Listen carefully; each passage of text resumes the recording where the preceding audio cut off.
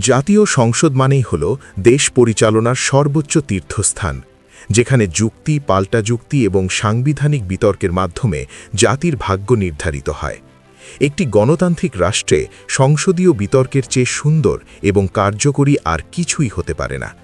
কিন্তু আজকের সংসদ অধিবেশনের চিত্রটি ছিল একেবারেই ভিন্ন, অভাবনীয় এবং চরম নাটকীয়, যা দেশের রাজনৈতিক অঙ্গনে এক নতুন উত্তাপের জন্ম দিয়েছে এবং একই সাথে বেশ কিছু নতুন প্রশ্নেরও উদ্রেক করেছে।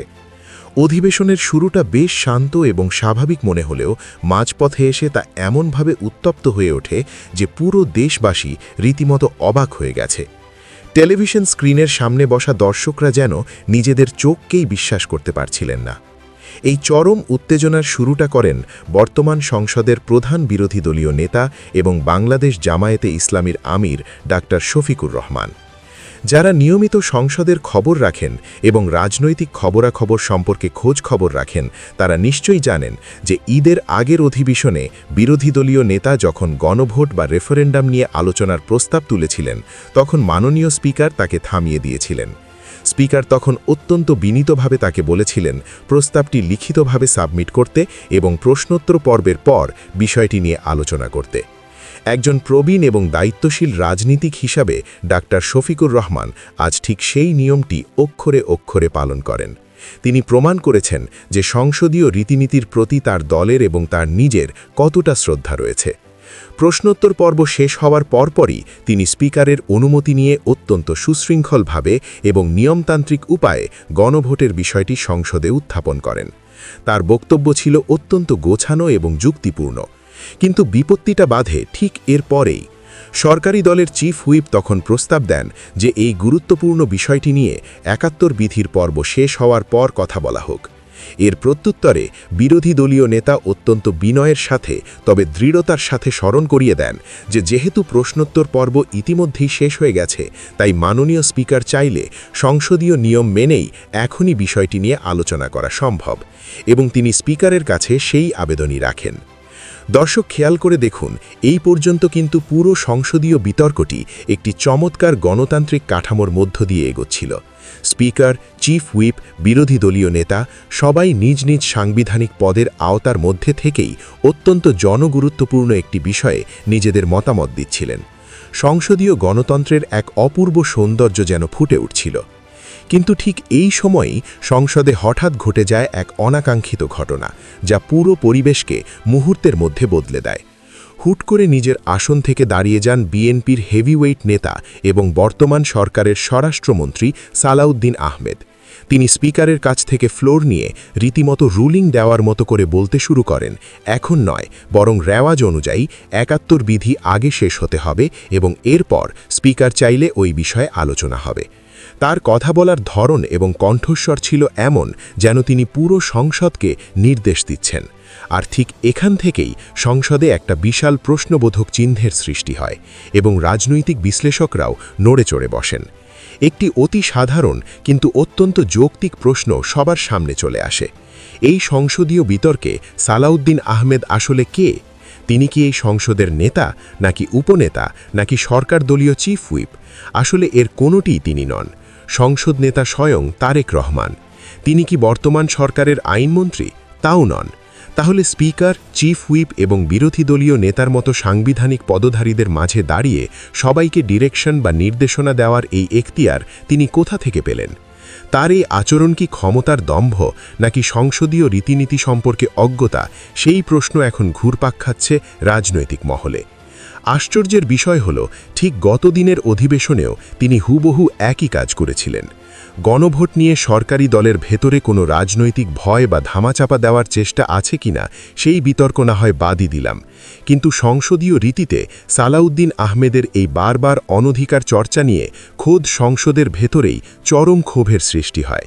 আর এই ক্ষোভের আগুনে রীতিমতো ঘি ঢেলে দেন তরুণ প্রজন্মের দুই তুখোড় ছাত্রনেতা ও সংসদ সদস্য হাসনাত আবদুল্লাহ এবং নাহিদ ইসলাম।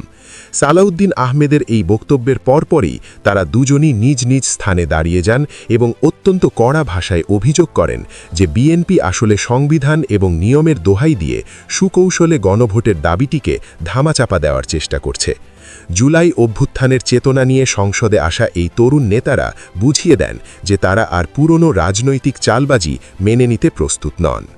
তরুণ এই সংসদ সদস্যদের এমন সাহসী এবং সরাসরি আক্রমণে সংসদের উত্তাপ যখন চরমে, তখন পরিস্থিতি সামাল দিতে স্পিকার এক যুগান্তকারী সিদ্ধান্ত নেন।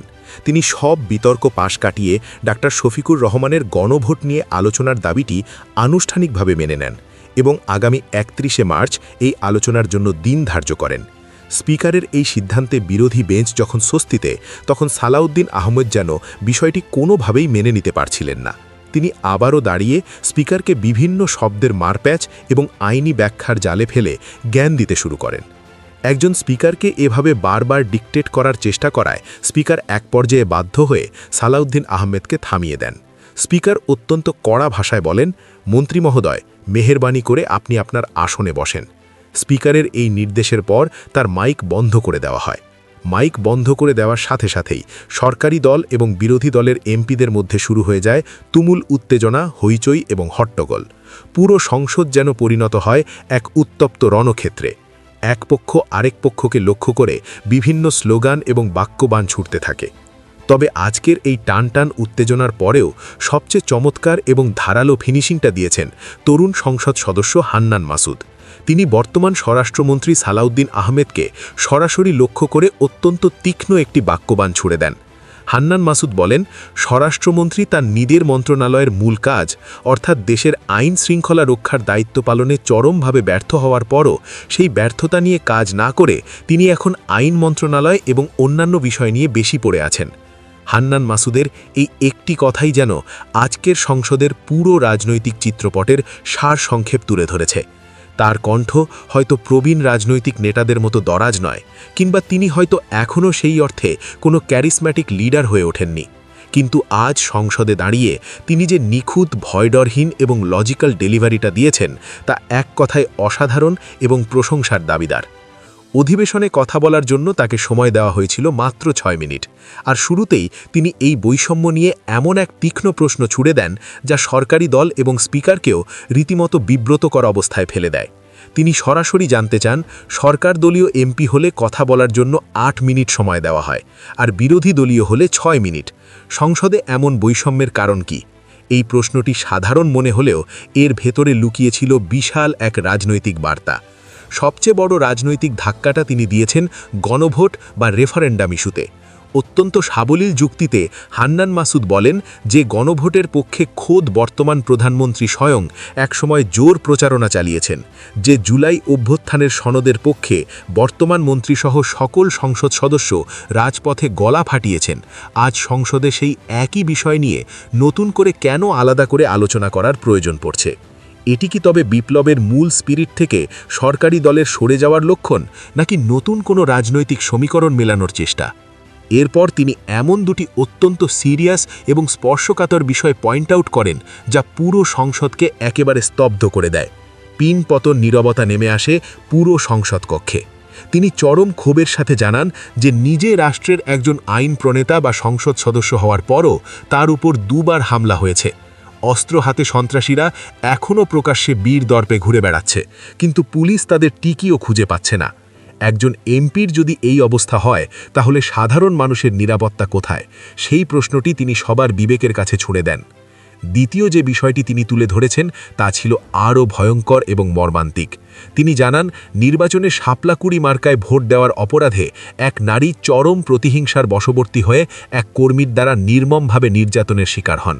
অথচ ঘটনার 1 ঘন্টার মধ্যেই কোনো ধরনের প্রাথমিক তদন্ত ছাড়াই স্থানীয় পুলিশ নির্লজ্জভাবে মিডিয়ায় বলে দেয় যে এমন কোনো ঘটনাই ঘটেনি। এরপর ডাক্তার ন্যূনতম চেকআপ ছাড়াই ভুয়া স্টেটমেন্ট দেয় এবং পুলিশ মামলা নিতে টানা 3 দিন সময় পার করে দেয়। আজ 42 দিন হয়ে গেছে, কিন্তু এর কোনো বিচার বা দৃশ্যমান অগ্রগতি নেই। একটি স্বাধীন দেশে রাজনৈতিক প্রতিহিংসার এমন বিভৎস রূপ এবং প্রশাসনের এমন নির্লজ্জ পক্ষপাতিত্ব মেনে নেওয়া যায় না। দর্শক, এই ভয়ঙ্কর সত্যটি বলার সময় সংসদে তার মাইক অফ করে দেওয়া হয়, কিন্তু তীব্র প্রতিবাদের মুখে স্পিকার তা আবার চালু করতে বাধ্য হন।